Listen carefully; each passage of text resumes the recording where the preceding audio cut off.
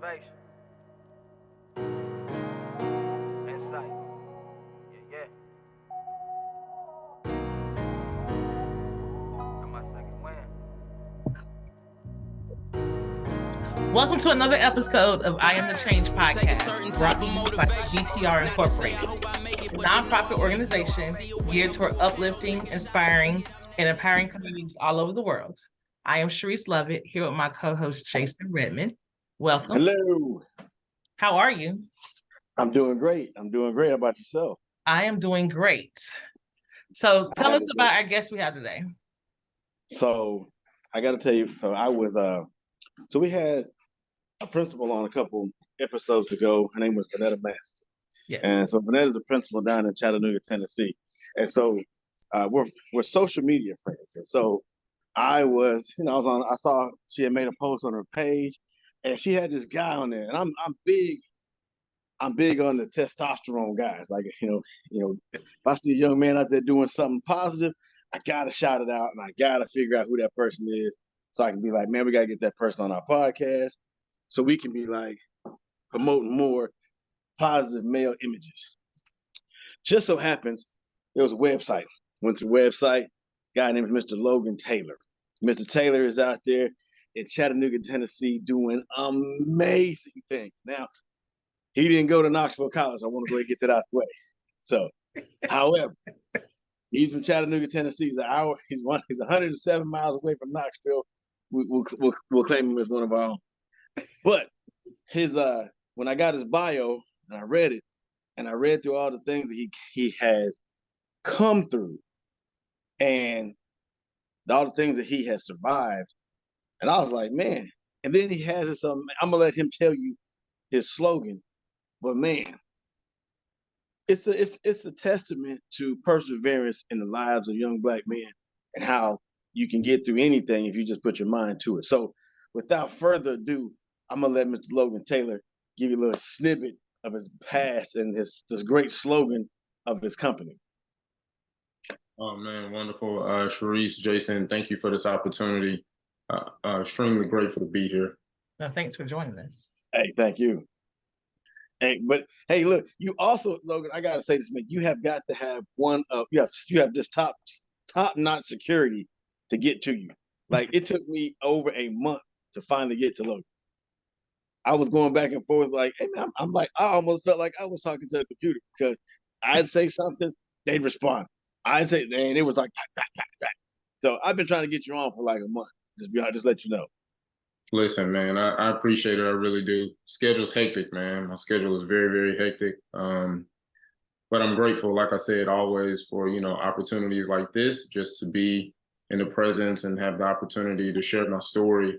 And, with your audience and your network and letting them know, what's possible and different things like that. But yeah, my assistant, told me, and I was like, hey, listen, if it's possible to fit it into, my schedule, then do it. Because she knows I have a heart for people and just wanting to serve and help people. So any way that I can help or serve or, come on and bring light to your podcast, whatever the case may be, then I'm going to make sure I try my best to do it.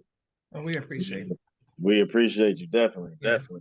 We got a third part of the party. He may pop in, he may not, but he's the techno guy. He's gonna have a flyer and stuff that we're gonna send out to you so you can post it. But look, I want to jump into him and I want to know, looking at all the traumas and stuff that they posted in your bio, like, man, how did you get past all that? God, you said you had a bad car accident. One was the last thing they posted. I'll even take it a step further. Take it one step back. Let's just find out who Logan Taylor is. Let's do that. Yeah. I like Sharice.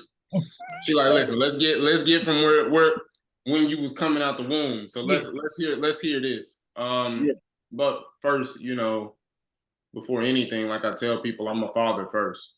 Mm-hmm. It ain't the speaking, it ain't the community advocate, it isn't the being a voice in the education system. Like, I'm a father first because that's my first ministry. Gotcha. So, if Noah, Ryan, and Deuce come to me and say, hey, daddy, we don't want you doing this anymore. I just want you to work at McDonald's or, you know, a customer service call center and just do that, then that's what I'm gonna do. But, you know, like I said, you know, me, I'm a father first. And then, you know, some people say that I'm a voice of hope. Others say that I'm a voice of change.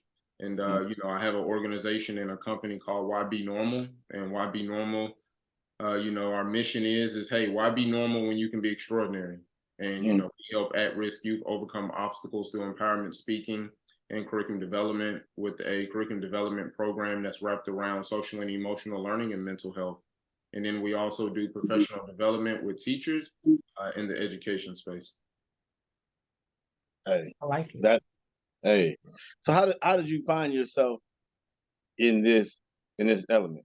How did you find yourself with the I know how you became a father. That's pretty easy.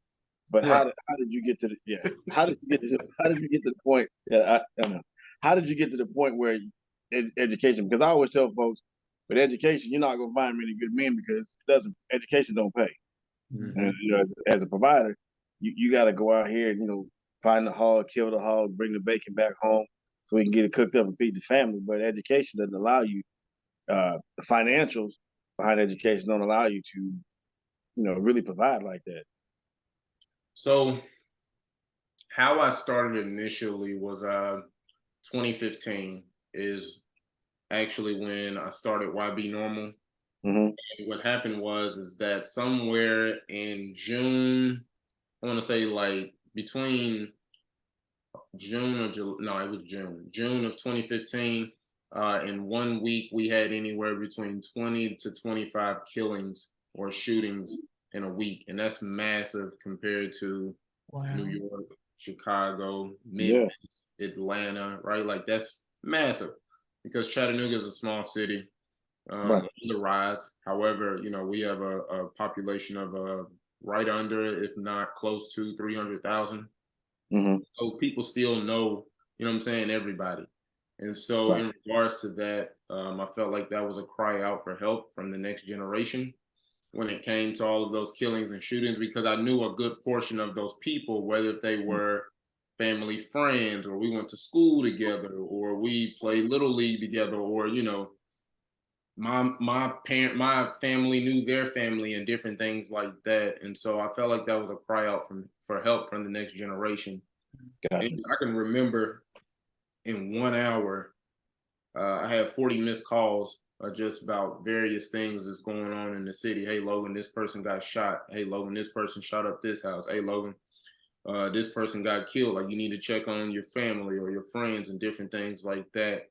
And like I said, I just felt like that was a cry out for help. And so when as soon as I got back, I was in Florida, and as soon as I got back, I hit the ground running. And so what I did is that because I was homeless at one point in my life in 2010, where I slept in a church parking lot, and what I did was I started giving out gently worn shoes and clothes and hot meals to the homeless community and people less fortunate. Mm-hmm. And so my very first community event was January of 2016. And what we did is we gave out 70 pairs of shoes to people less fortunate. Just went downtown. I just made an announcement, just like, hey, listen, this is what I'm going to be doing. If you're interested, you know what I'm saying, you're more than welcome to join. If you want to donate, you know what I'm saying, you can. And I had a couple people give, you know what I'm saying, a few pairs of shoes. But for the most part, like I said, man, it was crazy because I can remember just people just running down the street, right? In regards to like getting shoes and pizza and all that type of stuff. And it really pierced my heart because I was like, yo, like at any given moment, this could be me again. Oh, wow. Yeah. And so I'm like, okay, Logan, like what can we do to give back? Because you need to be a voice for these people. Because people that are less fortunate, they feel like they don't have a voice. So how can we implement that? And what would that look like? And so I came up with the event called Cut the Hate and Share the Love, where we partnered with local barbers and stylists in the city. And again, we gave gently worn shoes and clothes. Most of the clothes and shoes still had tags on them. I would partner with a big corporation for a meal. So maybe like Famous Dave's, Olive Garden, something like that, and then we would have other components tied to it where it would be the American Job Center. So we're trying to help people get on their feet, right? So you need a job, you need some funding and different things like that. So we started doing that. I would add the American Job Center. I would bring in a medical component. I would also bring in an insurance component to help them get on Medicare and Medicaid, so that way you can have insurance if there's some type of medical need or dental need that you need to get taken care of.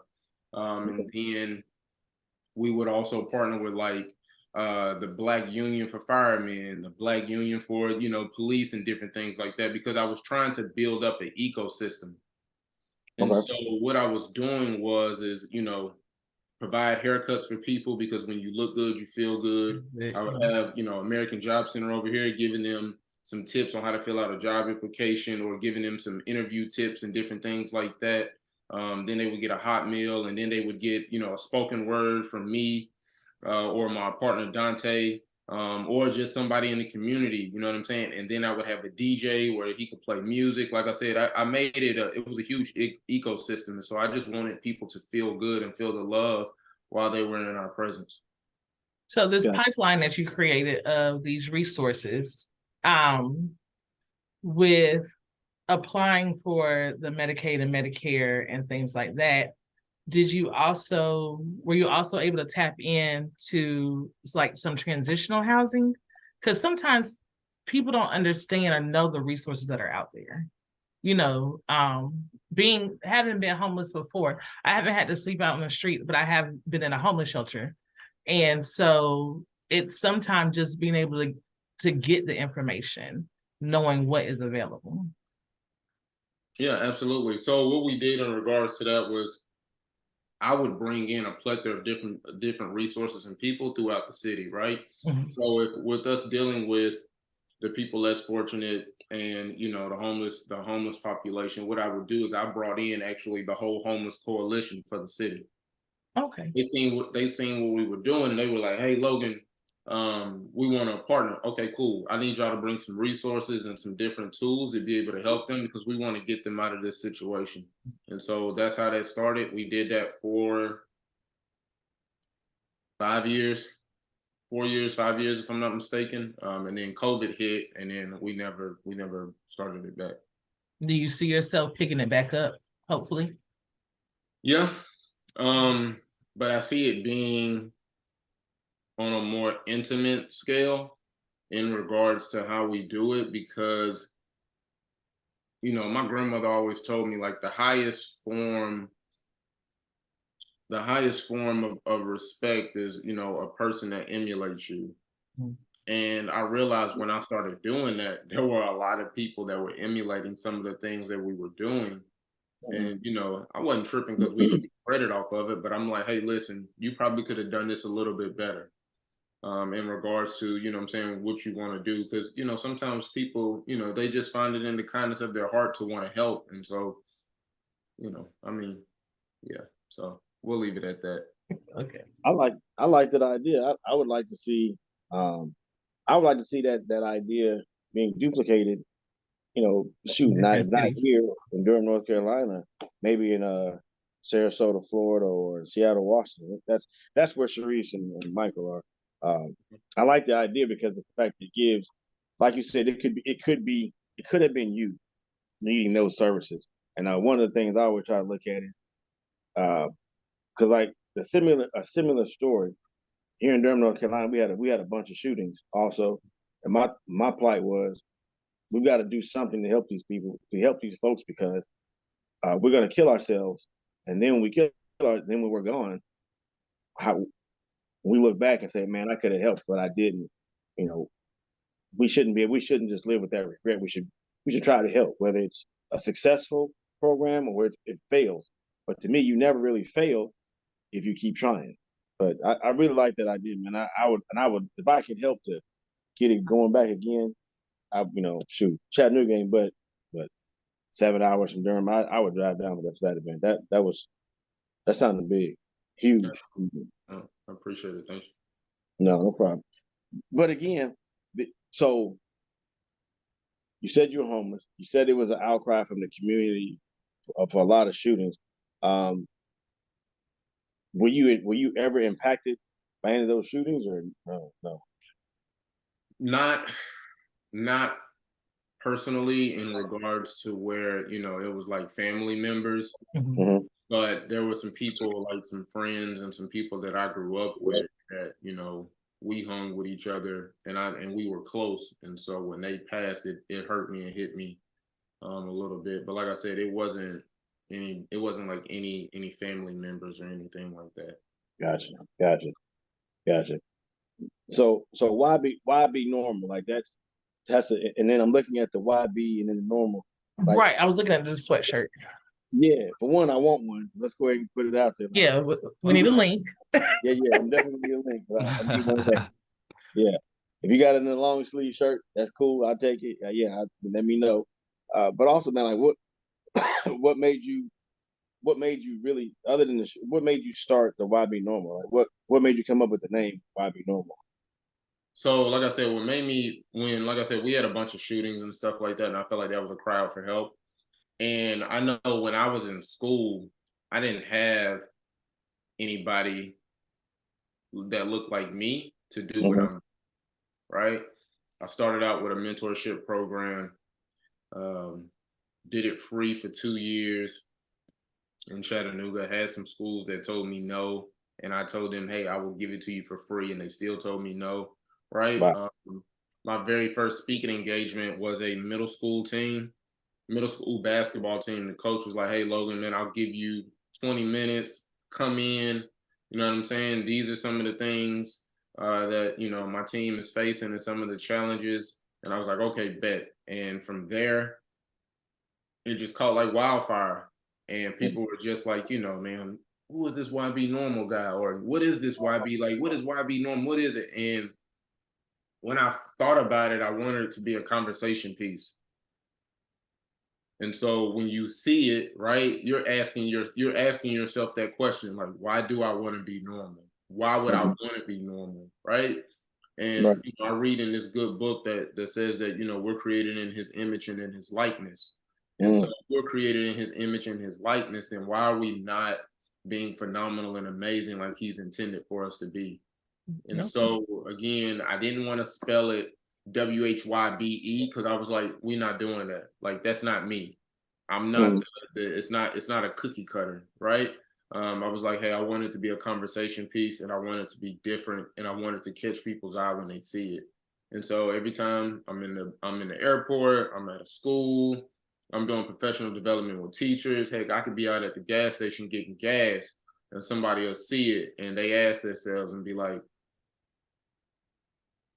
why be normal? And they'll keep saying it until it finally clicks and they like, oh, I get it. Why be normal? Like, I'm like, yeah, man, yep. Man, I like that name. Thank you so much. I appreciate it. So, because it's all in the name. It's all in the You got it name. down to the science, like the whole conversation, like, hey, from start to finish. oh, most definitely. You know, I studied psychology and marketing, and I still do to this day. But it's like, you know, you gotta be able to draw people in, and what does that look like? I didn't want to have a whole bunch of different colors and all that. Like, that ain't what I'm on. Like, I believe in simplicity. I've always believed that simplicity will win in regards to whatever you do. And so, you know, that's how my grandmother is. Like, she's just very classic individual, and like that's who I get it from. So for me, it was like, hey, Logan, this needs to be a conversation piece. And how are you going to make it a conversation piece? And what is it going to look like? And then, you know, to the point of like, how you going to spell it?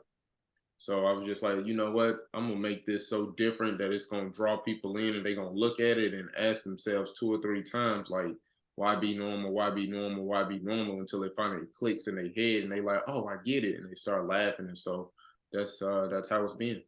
So what consists of the table? So this here is actually a periodic table. I got the idea. So I love science. Okay. And so what this is a periodic table, and there's different letters, but the letters are the words up under the letters are empowerment words, right? So this one here is called Infinity Square. So there's a heart right here with a red, a heart right said with the eye, and it says Infinity Square, and that's what this periodic table or this design that I created. That's what it's called. It's called Infinity Square. And so, like I said, there's different letters, right? So, like you got a G, stands for giving. You got a D that stands for drive. You got an R that stands for respect. You got a U that stands for unique. Because when you wear, you know what I'm saying, our gear, I wanted to empower you. I want you to feel empowered and different things like that. Man. We're gonna make sure we have a link. Yeah, I got you. Yeah, we'll make it happen. I got you. We actually getting ready to start putting out some new gear. Anyways, we've been in the works of trying to come up with some designs, come up with a new marketing scheme, and different things like that. And so we're in the process of putting the finishing touches on that, and then we'll start putting out the merch and everything. Sounds good. So looking back, just going back to your bio, and you said you had a bad car accident. Yep. I know you said that you had a bad car accident, and you said that the shootings in the community was one of the cries for you. My biggest thing is, was that car accident and the shootings, was the car accident before all the shootings were happening? Oh, and also, what was Logan Thomas like growing up? Because you said you didn't see any people that looked like you doing the programs that you're doing now. Right. So the car accident was after all of the shootings. The shootings were in 2015. My car accident was in, I think it was September, October of 2018. And the reason why it was so traumatic was because it was a kid that died. Oh, that. And the kid died off of the impact. And so at the time, I was on the phone at the time then. I was on the phone with my wife, and I was going up the hill in Ottawa, and the car was coming down the hill. Well, I had to take a detour. I remember it was on a Saturday. I had to take a detour to get to where we were living, and the reason why I had to take a detour was because there was a power line that was cut down, and so it bagged traffic up for probably about 3 miles. Wow. And they were like, "Hey, you all need to take a detour. This is where you need to go." Blah blah blah blah blah. So I'm like, "Okay, man, all right, cool. Like I ain't got nothing to do. I just got back in town. Like I'm chilling." I'm like, "All right." And at that time, I was on the phone with her, and the car, it was a gold car. And what happened is that the way that the road is set up is if you're going down the hill, there's a curve before you come down the hill. And what happened is that the car hit the curve too hard. You ever drove so fast that when you hit a curve, it kind of messes you up a little bit? Yeah. So the car drove, he went inside a ditch. He that's how fast he was going, that he goes inside the ditch to come back out to straighten it up. And when he straightens it up, he turns the wheel too hard. So now it turns the car sideways. So now the car is coming at me while I'm still going up the hill. And it's only what do you call it? A two-way. So it's only a two-way, one way down, one way up. There's nothing else but just woods and a ditch. And the car, he yawed. That's what they call it. They call it yawing. So he yawed the car. It turned sideways. I was in my truck, and my truck hits the line where the passenger side door and the back side door is, that line right there. Right. My car hit right there, and it turned their car into a V, and we go into the woods. And I remember the sheriff telling me, the investigator telling me, like, "Logan, this isn't your fault." He was telling me that, but one of the things that was important to me was that he said, "Man, I've never in my life seen anybody with such a quick reflex, because they got the computer off of the cars." And he said, in my car, he said, Logan, there was nowhere else for you to go. And then he also said that, hey, your reaction time. And he said most people's reaction time is like a minute and a half, maybe close to, I mean, not a minute, but a second and a half or 2 seconds. He said mine was half a second. And he was like, man, I've never seen anything like that before. And I'm thinking to myself, like, that ain't nobody but the man above. Like, that's all that was. And so again, we hit off impact, go into the ditch. We go to the right and go to the ditch, and go off and into the woods. And I can remember all the airbags inside the car have been released. The window on the left-hand side was completely shattered. My car, the front of it was crunched up. The passenger side door was stuck. I couldn't get out. And man, I just remember seeing that kid in that passenger side car head off to the side because, you know, he died off of the impact. And so it was very traumatic for me, and I blamed myself for quite some time. I had PTSD from it. I couldn't sleep. I couldn't drive for a while, man. Like anytime I would get behind the wheel, my hands would start sweating and shaking, and it would just be crazy. And I remember, man, sitting, you know, by myself, and that was the door. That was the opportunity and the door for me to start going into therapy. And that's where I started really changing the narrative mentally and emotionally for myself. And you know, nobody really understood, you know, how bad it was because everybody sees me as so resilient, right? Like I'm the person that everybody comes to about things, or they want to talk about their problems and different things like that. And it hurt. Because I was just like, oh, I'm good, I'm okay. You know what I'm saying? Like how most men do. Like we don't really we don't really express ourselves like that. And I was just like, oh, I'm good, I'm okay. Like this straight, don't worry about it. And I was hurting. And I didn't give myself enough time to really process and heal and different things like that. And I remember my partner Dante coming, he would come every day. And I remember just sitting downstairs in a dark room, just sitting in a recliner, nothing else, just in a dark room, and I would just sit right there. Sometimes I would cry. Sometimes, you know what I'm saying? Like, I just wouldn't say nothing at all. And I remember him just sitting right there with me and just like, he wouldn't say nothing, but he would come every day, pull up at my house every single day. Hey, bro, I'm outside, let me in. Like, every single day. So, you know, that was a positive to it. But yeah, man, I hate that kid, you know, passed away because, you know, his parents didn't get to see him graduate. You know what I'm saying? He didn't get to have grandkids. You know what I'm saying? Like mom or dad didn't get to teach him how to drive, or, you know what I'm saying? Different things like that. And so it really hurt me in regards to, you know what I'm saying, that accident and whatnot. So with that said, and I figured, not to keep Brian, I figured that accident was something traumatic because the fact it was in the bio. So I took a class on trauma the last year. I worked at an elementary school, and we did a class on trauma, and they talked about a survival brain and a learning brain. They talked about how the survival brain is you heard that one. So the survival brain is more on the lines of like, that child didn't eat, or that child didn't, or that child had to come through gang territory, or that child had to come through a traumatic situation to get to school, and he or she wasn't in the learning space. They were just trying to survive the day. With a learning brain, that child came prepared. He wasn't hungry. He was clothed. He was ready to learn. So when you had when you had those traumatic incidents happen, how did you get from the survival brain back to a learning brain scenario? Well, you know, I was raised in survival.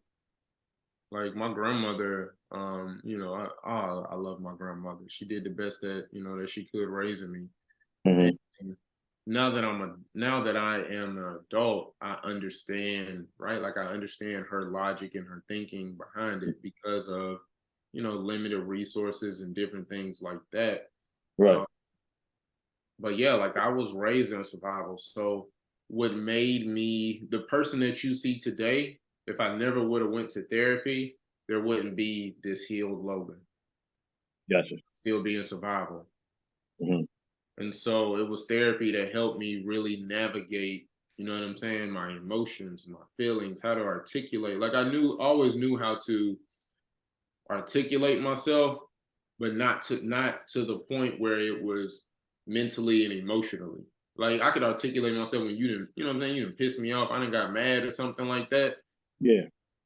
But like to just say, hey, listen, I'm really hurt by, you know, X, Y, and Z and what you said to me and how you know what I'm saying, you did this and it made me feel this way and Yeah. different things like that. And if it wasn't for therapy and my therapist, like in a journal, I wouldn't be in the position that I'm in. And so what helped me was writing in a journal, going to therapy, and just really like just laying it all out there.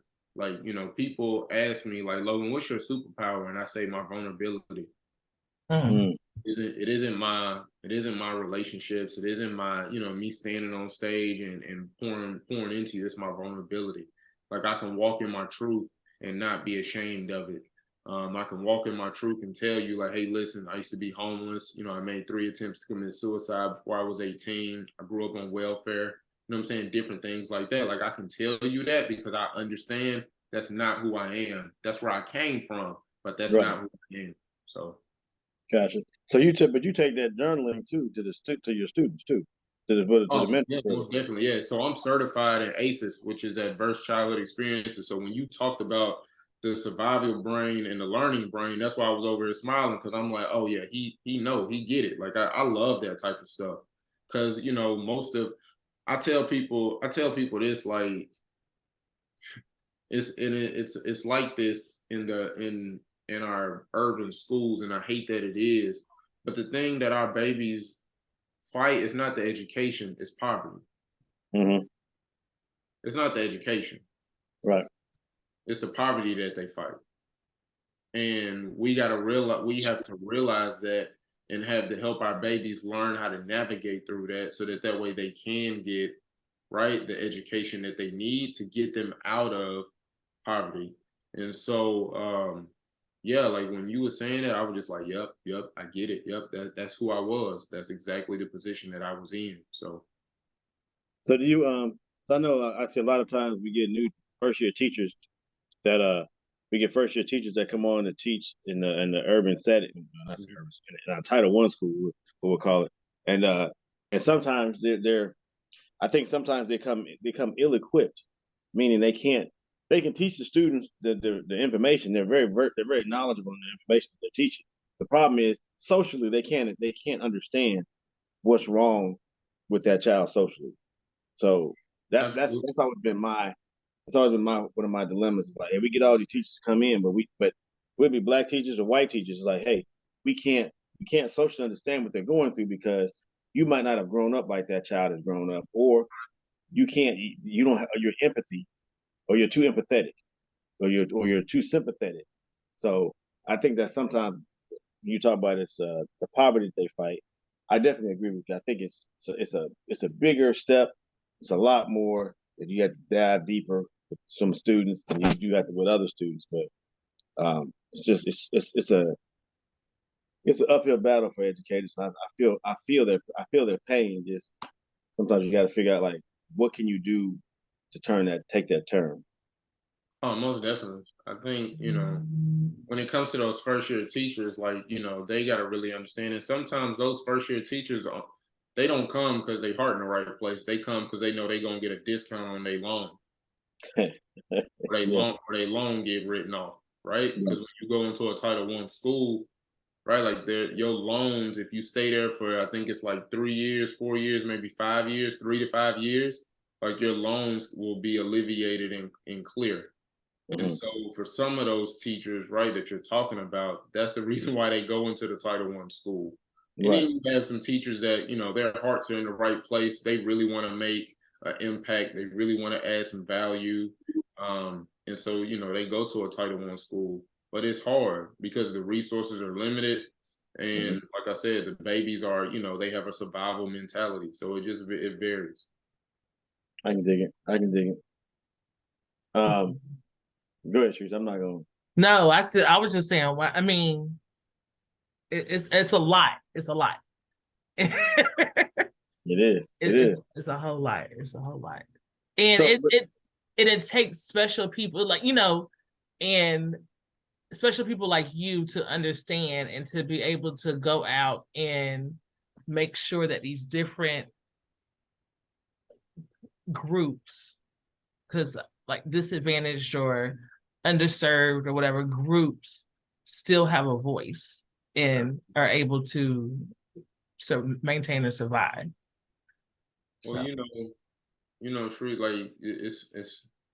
I'm glad you said that, because when I go into schools and I do a student assembly or I do some professional development, right? Like I tell people, like, listen, I'm not telling you nothing that you don't already know, right? I'm not telling anything that I'm not telling you nothing that you already know. But this is a wake up call, because I was one of those babies. Those babies that you serve that, hey man, he didn't get to eat breakfast that morning, so you wondering why he upset because mom wasn't at the house last night. Like that was me, right? We ain't got no food in the house. Like that was me. So I can't eat dinner or I can't eat breakfast. And I don't think people understand. So my mom, who I miss dearly, she was an educator, and that's one thing that she saw. And education wasn't even she was always an educator at heart, but she did corporate America first, retired from there, and then went into the school system. And one thing that she saw when it came to behaviors were the students that were having those situations where they weren't eating. And there was little things she would bring. I mean, she said she didn't realize how much a Slim Jim would just change a child's life just so they could have something on their stomach in the morning. And students would purposely come by and they were like, Miss Lovett, do you have a Slim Jim I can have this morning? Because I didn't get to eat. Or, I had to make sure that my siblings made it to school, or I just make sure they ate and I'm still, things like that. So I think people don't understand or become, and I don't want to say become so self-absorbed that because they have that when these kids don't, because you're like, it's no way in the world these kids are not eating. Like we offer this to them and, and it's like, but sometimes that doesn't work and that's not enough. Oh, most definitely. Like even to the point of like, so I got a school in Nashville that I work with. They do our curriculum development program, and every time I'm there, this was their rules. We came up with house rules, and they were like, "Hey, Mr. Logan, we want to have snacks every time we meet." I'm like, "All right, cool." Well, one meeting, if I bring snacks, they run through that. So now I got to re-up as soon as I leave. Like every time I got to re-up every time. And I was like, yo, like, why y'all taking 3 bags of chips each? Like, what's the problem? Like, why y'all getting 2 things of juice? And then they was like, Mr. Logan, man, I ain't eating. I'm like, why you ain't eating lunch? Like, you get a meal. Yeah. Man, lunch is trash, Mr. Logan. So then I'm talking to the principal, I'm talking to, the community people. I'm like, hey, what's going on with the lunch? Like, oh yeah, the lunch is horrible. So then it clicked, and I'm like, this explains why my babies, right, are trying to eat all of these chips and drinks and candy and all that type of stuff because they ain't ate all day. And so once I realized that, I was like, okay, all right, like, makes sense. I got it now. We gonna do, we're gonna do whatever we need to do. So let's make it happen. And that's just where it's at. And it sucks that, it's like that, but I gotta be a voice for these babies because I was once them. Facts. So, question: where do you see YB Normal in the next 5 years? Yes. Let's go quicker. Let's go next year. It's 2024 this time. What do you see for YB Normal? Because I want to see that program come back so I can come down and help. That's what I want to see. So next year, what I see is a leadership academy. So we're working on a leadership academy with the school district. So by next year, I would like to see that come to fruition. I would actually like to see maybe, 2 or 3 leadership academies with some other school districts. That I would like to have a larger impact in the education space in regards to like just impacting the teachers because they're the ones that can impact the students the most. And so I would love to just be able to start emulating those things, as well as a student success series. So we're working on that. We're actually just, putting the layout in regards to what that's going to look like. So that, I'm trying to think what else. We may start back. I gotta speak with my team, but we may start back with Cut the Hate and Share the Love. I just don't know what it's gonna look like because it's been so long of a gap. Mhm. And then I'm trying to think what else. We have a podcast called Class in Session. I would love to see more educators come on that just to be able to use their voice, give some best practices and strategies. And I'm trying to think what else. I'll probably say maybe 2 or 3 more books. Do you work with your local recreation department? And I'm trying to think what else. Spend more time with my family. Okay, all right. Yeah, so that's where I'm at. Like, it ain't about speaking or like, because I don't care about none of that. I want something that's going to live my breath. I want something that's going to like really change the family lineage of babies and different things like that. So those things I feel will do that. Okay, all right. Well, man, look, I pray all the successes for you and your organization and even your family. Because I know that as a father, you want the best for your children. You want a better launching plan for your children than what you had. And I know that if you could give your last to get it to them, you definitely would do it just from what I'm hearing. So I pray your successes. Me as well. Yes. I appreciate that. Like I want my ceiling to be my baby's floor.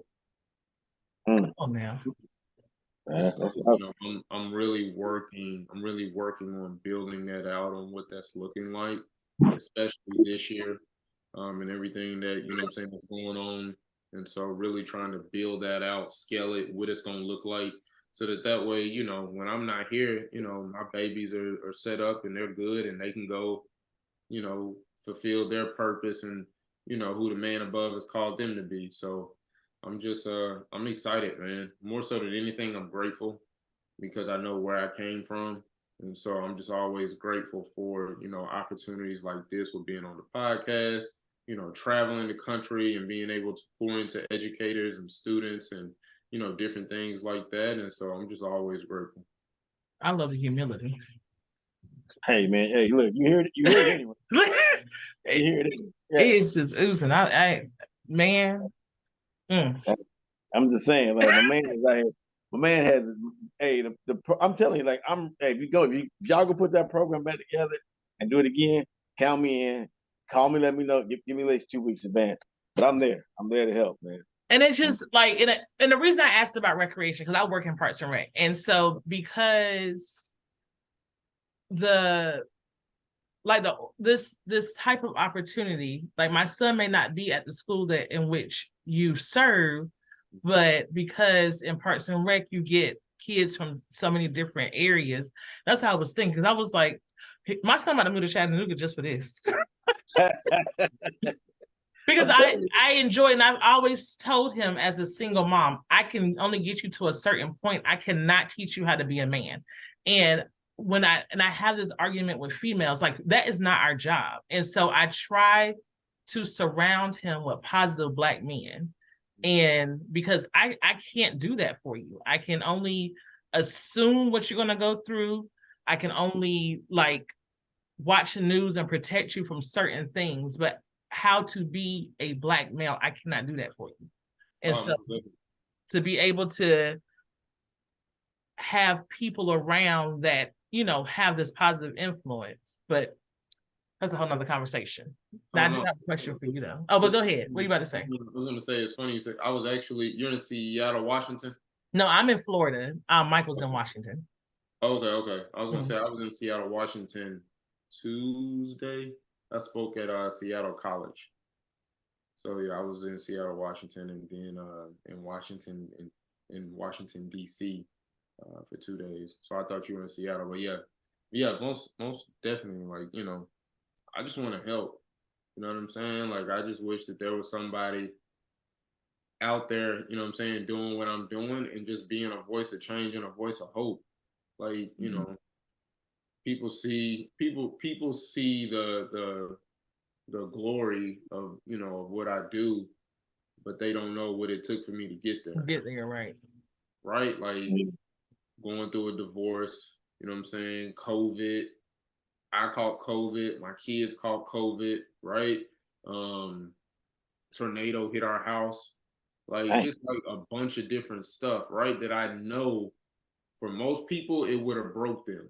Mm-hmm. But what I realize is like Logan, like like there's always a lesson and something for you to learn. And so what does that look like? And right. So I realized, like I said, if it wasn't for therapy and journaling and really just being real resilient, like I really feel like that's what my family has always been built off of, is resilience. Like I think that's our word. I was saying this in the height of COVID. Hello.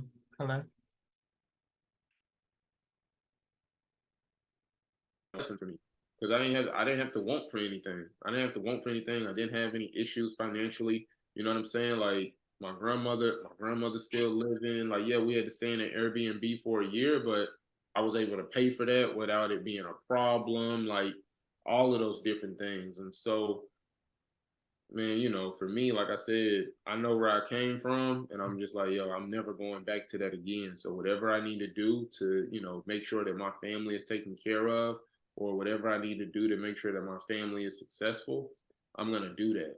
And so, behind closed doors, I'm up till, I got a sales team and they pitching for me and different things like that. And, we filling out paperwork. Like that's the stuff that people don't see, right? Making phone calls.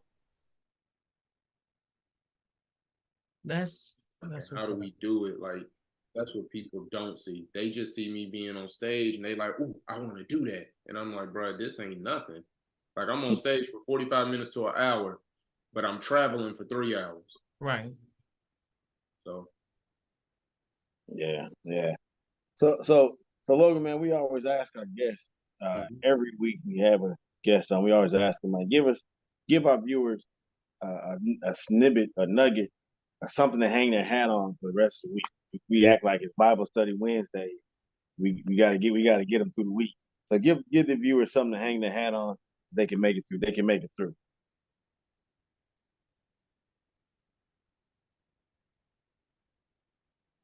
Stay committed. Okay. Stay committed. Right? Like, when you stay committed, I promise you, you'll see the fruits of your labor come to fruition for you. And what you got to realize is that the same day that you sow the seed is not the same day that you reap the harvest. And so you got to stay committed in order for you to reap the harvest. And so what does that look like for you? For some people, it may be eating right. It may be going to the gym. For some people, it may be, hey, listen, there's some unforgiveness that I need to let go, right? There's a conversation that I need to have with this person. There are some goals that I want to reach, right? Like you got to stay committed to it, no matter how uncomfortable it is, no matter what it may look like. Just stay committed to it. So, that's what I would suggest to people and offer my words of wisdom is just, stay committed to it. And once you stay committed to it, I promise you, you'll love the outcome from it, but you got to stay committed. I like it. Logan, I want to thank you for coming on, man, and blessing the viewers. I appreciate it, man. You humble, man. You out here doing it. And again, man, I'm ready to come to Chattanooga to help, man. Let me know. I I'm got ready. you. Listen, man. Thank you for this opportunity. Nah, It's a man, thank you. I really appreciate it. Let our Hey, viewers look, know how they can get to you. Oh yeah. So you can go to our website, which is www.ybnormal, YB, those are the two letters, normal.org. And then you can go to our website and it'll give you all of our social media links. It'll give you YouTube, Instagram, LinkedIn, Twitter, all of that. And then you'll be able to learn about our programs and what we do and what we offer. And you know why I do what I do and why I'm one of the top youth motivational speakers in the education space. So that's how you can get in touch with us. And you know, if y'all see me out or if you got any questions or anything like that, please don't hesitate to reach out and make sure y'all subscribe to this podcast. Yes. hey man, speak on it. I hear you, brother. I hear you. Logan, from us here, we greatly, greatly appreciate you. And for taking the time out your busy schedule. Yes. I appreciate y'all. Yeah. Thank you for this opportunity. No problem. No problem. Hey, Sharice, you gonna take us out of here today? I got you. If you haven't yet, please like, subscribe, and continue following us on our journey because we have a lot more amazing guests to come. We are DTR Incorporated, a nonprofit organization geared towards uplifting, inspiring, and empowering communities all over the world. Again, I would like to thank my amazing co-host, Jason, and Logan Taylor. Logan, thank you so much. Like, you are doing amazing work. Remember, our goal is not to be better than anyone, but together we can achieve better for everybody. Thank you and have a good evening.